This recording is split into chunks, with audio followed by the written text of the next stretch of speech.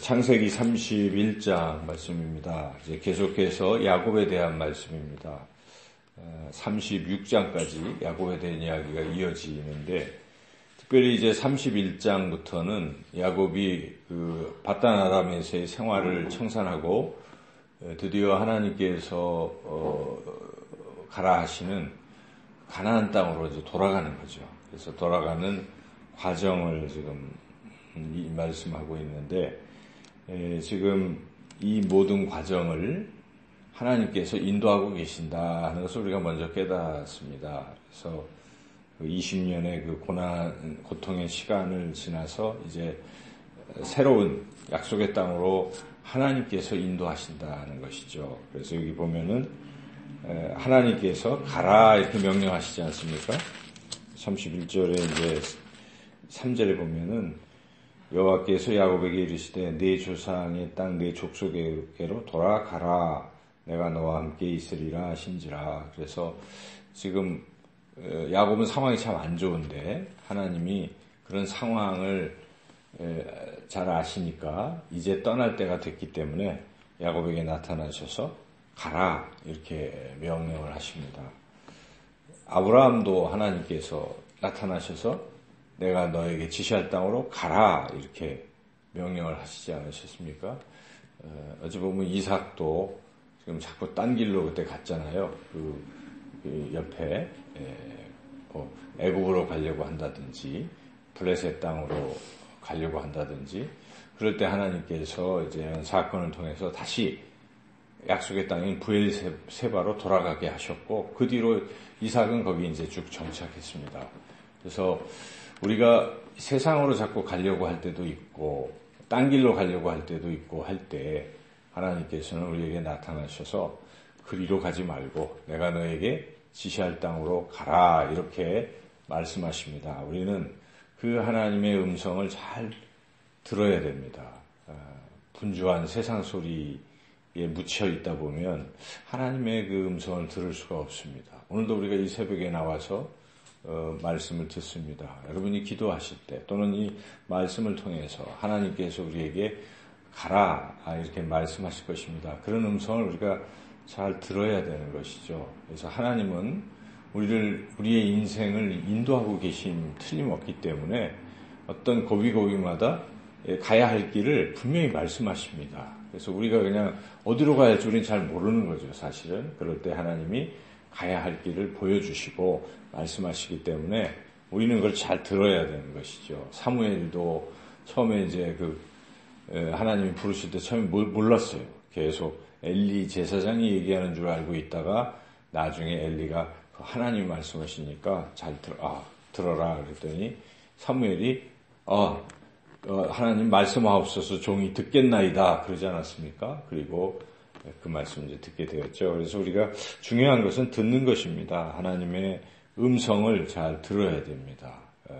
심령의 길을 열어서 하나님이 내게 무엇이라고 말씀하시는지, 어느 길로 가라고 말씀하시는지 우리가 잘 들어야 됩니다. 세상 사람도 어디로 가야 할지 알기 위해서 점쟁이한테 점도 치고 막 그러지 않아요. 우리는 그럴 필요가 없는 것입니다. 우리는 하나님 우리에게 말씀하신 것을 잘 듣고 따라만 간다면 우리 인생의 길은 형통한 것입니다. 그래서 우리가 하나님 저에게 들을 길을 열어주십시오, 잘 듣게 해주십시오 이런 기도를 하며 하나님 음성을 듣고 또 그 말씀하실 때 가라 하실 때는 여러분 과감하게 일어나서 하나님이 가라 하시는 길로 가시기를 주님의 이름으로 축원합니다. 어찌 보면 이 새벽 이 자리에 나오라 하는 것도 하나님의 말씀이에요. 여러분들에게 그래, 내가 너에게 복을 주겠다 말씀하실 때 듣고 여러분도 이렇게 오시지 않습니까? 그러한 우리 하나님 말씀을 잘 듣는 것이 필요하다는 것이죠. 야곱은 하나님이 가라 이렇게 3절에서 말씀하실 때 즉각적으로 그 결행을 했습니다. 그래서 4절부터 야곱이 듣고 나서 바로 자기 아내들을 이렇게 들에서 들었나 봐요. 들에서 불렀습니다. 그래서 자초지종을 이야기합니다. 이래저래 하는데 하나님이 결국은 하나님이 가라고 하신다. 어떻게 할래? 하고 이제 가족들에게 이야기를 하죠. 13절 읽어보겠습니다. 나는 베델의 하나님이라 내가 거기서 기둥에 기름을 붓고 거기서 내게 서원하였으니 지금 일어나 이곳을 떠나서 네 출생지로 돌아가라 하셨느니라. 이렇게 라헬과 레아에게 그 말씀을 지금 하는 것입니다. 하나님에게 베델의 하나님께서 내가 서원했던 베델로 돌아가라 라고 말씀하셨다. 이렇게 이야기를 할 때 라헬과 레아가 또 그 남편 야곱의 말을 잘 순종을 했습니다. 그래서 뒤에 보니까 가겠습니다. 다 준행하겠습니다 하고 이제 16절에 이렇게 이야기를 하죠. 그래서 이제 일가족이 떠나게 된 것입니다. 그래서 철저히 이 일가족은 이제 하나님 말씀에 순종했습니다. 사실 라헬과 레아도 결혼을 했지만 그래도 자기 부모님이 계신 그곳이 좋을 수도 있잖아요. 그런데 익숙한 그곳을 떠나서 남편과 함께 하나님이 가라 하시는 곳으로 지금 가고 있는 이런 모습, 이 가족의 모습이 참 좋은 거죠. 그래서 우리가 하나님께서 가라 했을 때 온 가족이 그 길에 이렇게 따라간다면 이제 복된 길이 되는 것입니다. 이 가족이 이제 얼마나 복된 길을 가겠습니까? 그래서 야곱이 이제 떠나는데 문제는 야곱이 이 방법적인 면에서는 조금 안 좋습니다. 항상 뭐 도망치듯이 하는 인생인 거죠. 여기 보니까 몰래 또 라반에게 이야기도 하지 않고 또 몰래 이렇게 이제 도망을 치는 것이죠. 그래서 여기 20절에 보니까 야곱은 그 거취를 아람 사람 라반에게 말하지 않냐고 가만히 떠났더라. 뭐 좋게 얘기하면 가만히 떠난 거고 좀 나쁘게 얘기하면 도망친 것이죠. 야곱의 인생은 참 어떻게 보면 좀 너무나 약삭빠르다 하는 것을 우리가 또 느낍니다. 그 에서와의 그 앞에서 20년 전에도 어떻게 했습니까?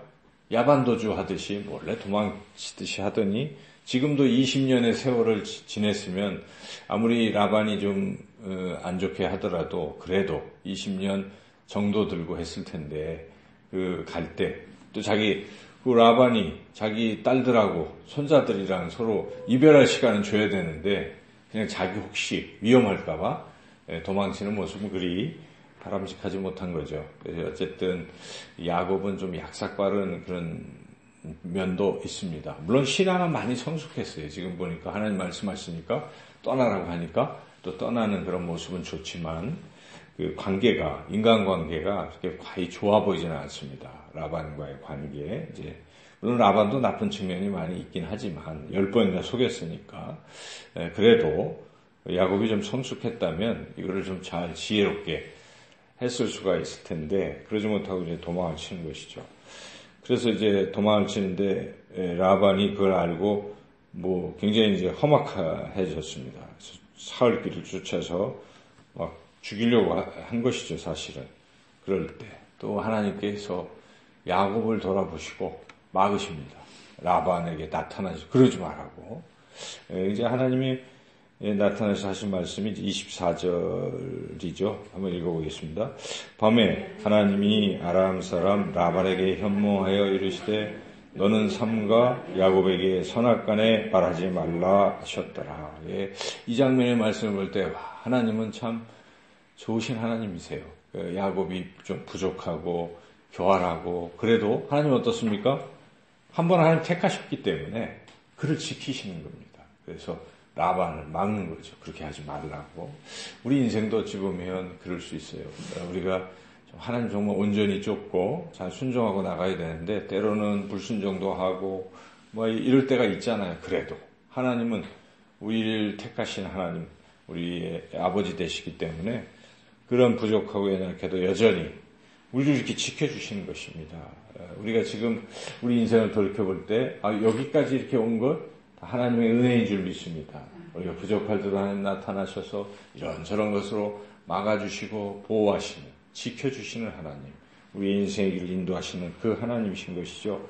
그래서 이제 라반이 하나님의 말씀을 듣고 이제 그렇게 안 하죠. 죽이고 그러지 않고 잘 돌려보냅니다. 그런데 문제는 또 여기에 이 야곱의 가족 중에 라헬이 좀 문제가 있어요. 라헬이 드라빔을 훔친 것입니다. 드라빔이라는 것은 우상입니다. 이렇게 나무로 만든 우상, 수호신 같은 건데 하나님 믿는 사람이 우상을 섬기는 게 아니잖아요. 그런데 그쵸.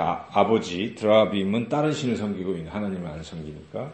근데 그 집에서는 그 드라빔을 가지면 상속도 받고 그 신이 지켜주고 좋은 거예요.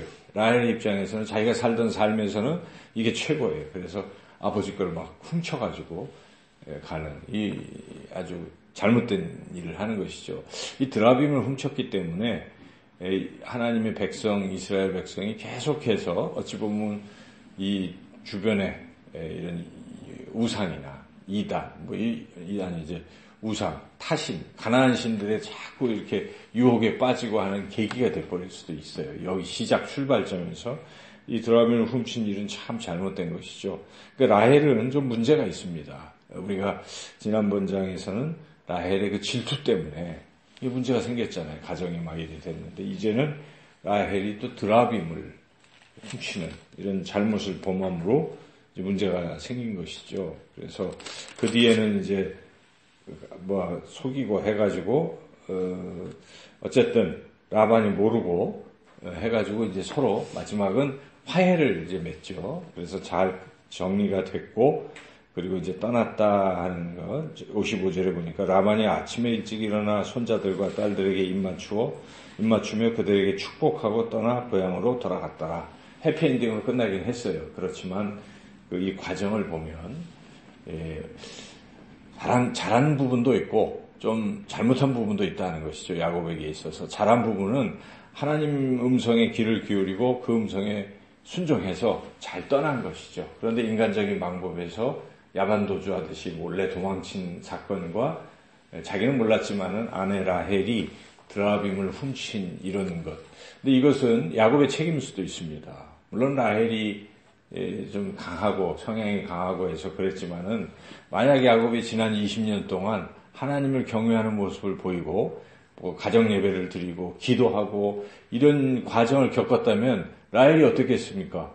영향을 받아서 드라빔 훔칠 생각도 안 합니다. 하나님이 전능하시니까 그까지 드라빔이 무슨 소용이야 이런 생각을 했었을 것 같아요. 그런데 이 20년이 지났는데도 라헬이 질투하던 라헬이 20년이 지났는데 별로 변함이 없이 드라빔 훔치는 걸 보면 가장으로서 야곱에 문제가 있다는 것이죠. 야곱이 정말 신실하게 하나님을 경외하고 그러했다면 이렇지 않습니다. 그래서 우리가 4대 족장 이야기를 지금 아브라함, 이삭, 야곱, 다음에 요셉 이야기까지 쫙 보는데 하나님은 다 인도는 해주시지만 그래도 그 중에 이제 우리가 다음에 읽을 요셉 같은 사람 없어요. 그죠? 요셉은 처음부터 끝까지 정말 신실했습니다. 우리가 그래서 요셉이 예수님의 모형이라고 생각합니다.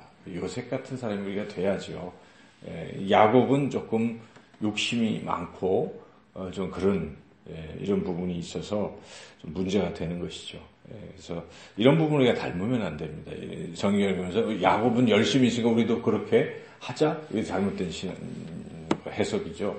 잘못됐습니다. 야곱은. 그런데 하나님이 잘못했음에도 불구하고 택하셨기 때문에 인도하시는 것이다 하는 걸 우리가 깨닫는 것이죠. 그래서 그러한 부분은 우리가 좀 제거해야 되겠다. 그래서 오늘 결론은 하나님 우리를 인도하시고 지키시는데 우리 입장에서는 좀 더 물론 야곱처럼 즉시 잘 듣고 순종하는데 떠날 때 확실하게 이 잘못된 거를 제거하고 떠나자 하는 것입니다. 이 드라빔도 같은 거 가지고 나중에 얘기했겠죠, 라헬이. 근데 그런 걸 제거했다는 소리가 없어요. 그래서 그런 것들을 확실하게 제거하는.